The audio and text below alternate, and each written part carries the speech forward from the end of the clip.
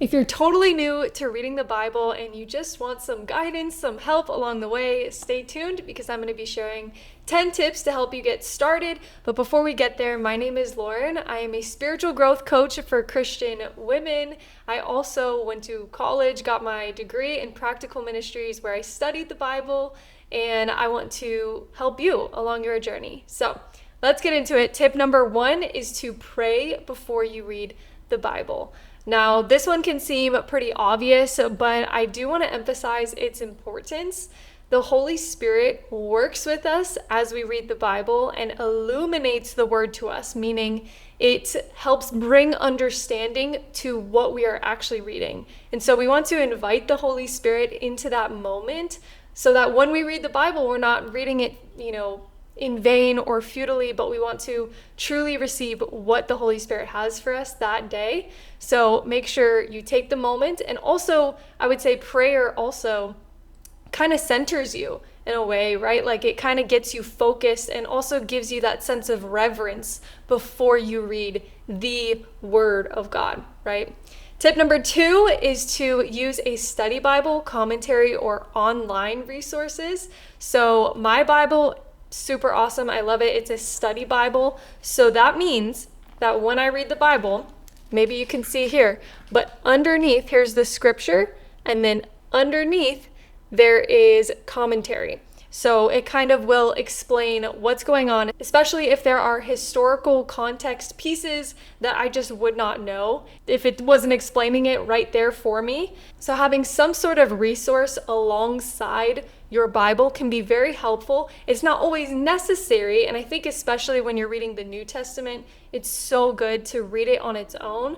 But whenever you do come across something where you're like, I just don't get it, I'm not understanding, definitely you can use the study Bible. You can also go onto Bible Gateway, and they also have online resources there, different commentaries online, or you can also buy commentaries, like go onto Amazon and you can find tons of different commentaries on there of people who are well educated. This is especially helpful, I think, with the Old Testament, but it's helpful all throughout and very useful. Tip number 3 is to read Matthew to Revelation and then from Genesis on through the rest of the Bible. So people have different takes on this. A lot of people, when you're first starting to read the Bible, you're like, okay, but where do I start? Like, what should I read first?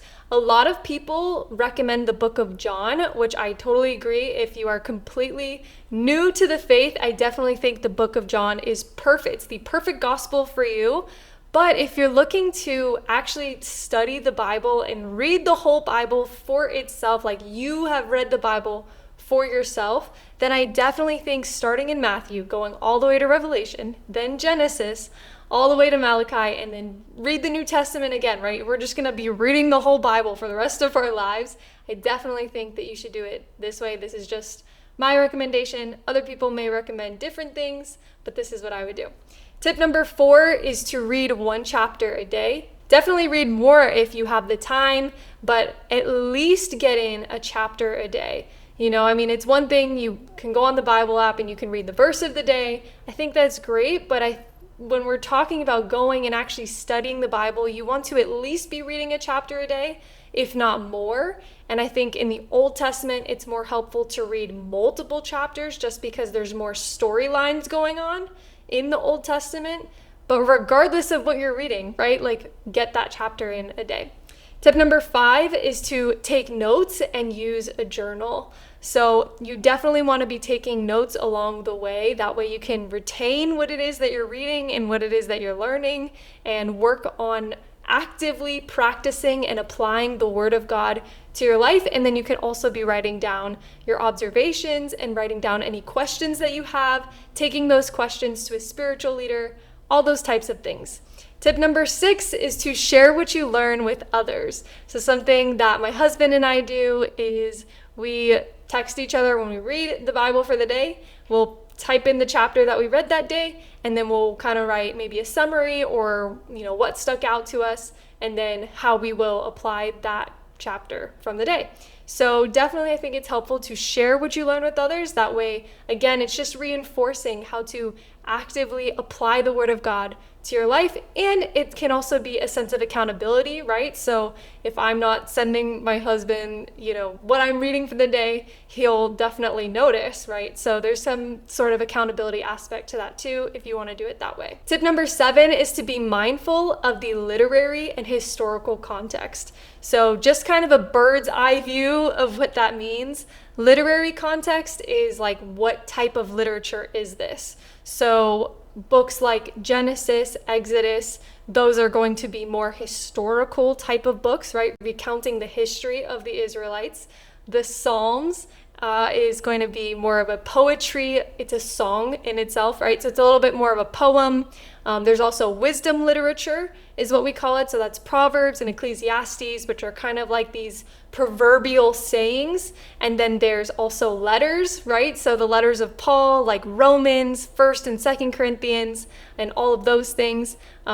So yeah, you'll want to keep that in mind. That's a bird's eye view of that. And then there's also historical context. So when you go to actually study the Bible and learn how does this apply to me, you want to first understand how it applied to the person it was originally written to, and then draw out the principle for your life. So there's a bunch of steps that could go into that, but that's just kind of a bird's eye view. You want to keep that in mind so that when you are kind of interpreting the meaning for your life, you want to interpret it correctly and keep all those things in mind. Tip number 8 is to ask a lot of questions. Definitely when I was, reading the Bible like avidly for the first time, I had so many questions.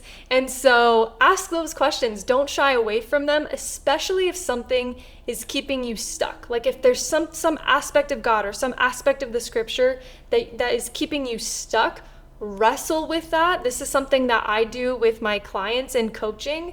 I have clients who there's some aspect that they tend to have to wrestle through that's become a barrier between them and their relationship with God. And so I would definitely say not only ask a lot of questions, but then wrestle through those and don't shy away from them. Tip number 9 is to look deeper into the translations of keywords. So if there is a word that keeps repeating itself, so an example is in the book of Romans, a word that repeats itself often is the word justified. And I believe it also repeats itself a lot in Galatians, and these are written by Paul. And so you want to maybe look at what that is, or maybe when you're reading a passage, there's a few keywords that stick out to you, or you want to dive a little bit deeper into the meaning of those words. It's definitely so helpful to go and look at the literal translation of those words, right? So if you don't know, the Old Testament was written mostly in Hebrew and then a little bit in Aramaic as well. And then the New Testament is written primarily in Greek, or it is written in Greek. And so we're basically taking those languages and translating them into English. And so there's some words that don't translate properly just because we may not have a word that encapsulates that meaning in English. And so I want to show you an example, and I want to give you a resource for how you're going to do that. You're going to use Blue Letter Bible. So give me a second. Let me pull up Blue Letter Bible for you. Okay, so here is Blue Letter Bible. This is blueletterbible.org. So cool. They have this here. So 11,000 people are currently online. Love it.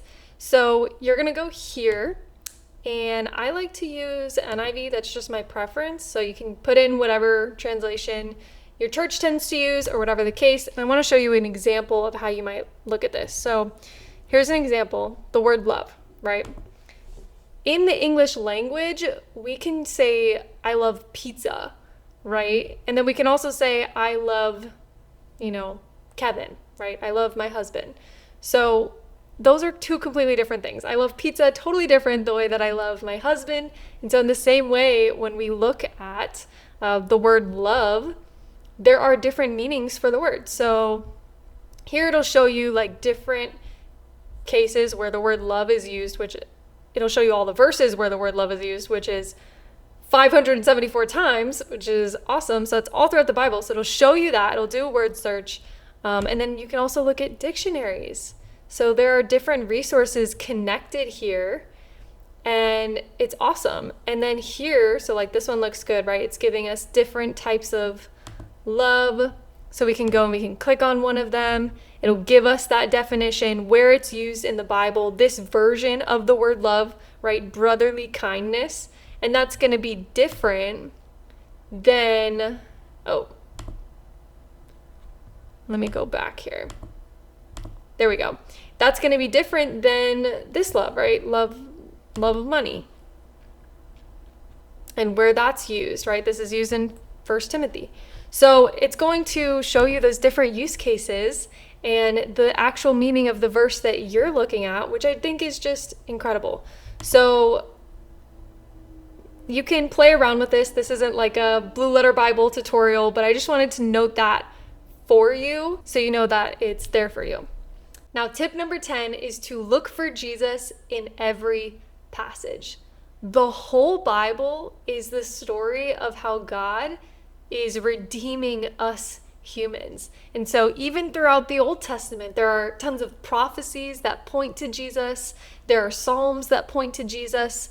There are so many aspects in all of it that point to Jesus. And so continue to come back to the gospel, continue to see how each passage is pointing its way to the gospel. Look for the way that Jesus is the hero in the story, God is the hero in the story. And as you do so, you'll begin to connect those dots and you'll begin to see Jesus everywhere and the gospel everywhere throughout the Bible. Now, if you want a very simple 4-step way to study the Bible, I recommend that you watch this video next, where I break down a very simple beginner Bible study method that you can follow. So go watch that and I'll see you there.